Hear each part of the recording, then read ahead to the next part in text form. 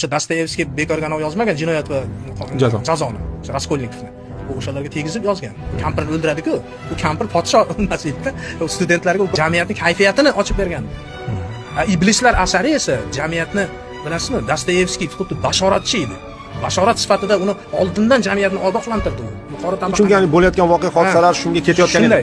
U Dostoyevskiy aytdiki, bular ertaga hozir bitta ikkita odamni o'ldiradi, bitta 10 ta odam, ertaga bular millionlab odamlarni o'ldiradi, bilasizmi deydi. Millionlab. U bolshevizmning kelishini 50-60 yil oldin aytib berdi bu asarda. Shuning uchun Dostoyevskiy buyuk hisoblashadi dunyoda. Bu bashoratomuz asar, haqiqatan qudratli asar. O'sha paytda u asar muvaffaqiyatsizlikka uchradi.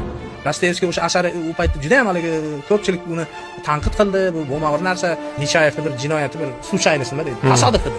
Siz javob vahima qilyapsiz bu asarni, lekin tan olinma, lekin keyin ko'rsatdiki bu asar haqiqatan buyuk ekan, haqiqatan oldindan bo'lgan ekan. Eng qizig'i 20-yillar bilasizmi? Dostoyevskiyga haykal qo'yapti bolsheviklar. O'sha Lenin davrida. O'sha haykal ochilgan kuni ertalab kechqurun kimdir yozib ketgan ekan. Iblislardan Fyodor Mixaylovichga minnatdorchilik. Iblislardan, minnatdor iblislardan mana sizga haykal qo'yish iblislar. Bolsheviklar aytib ketgan.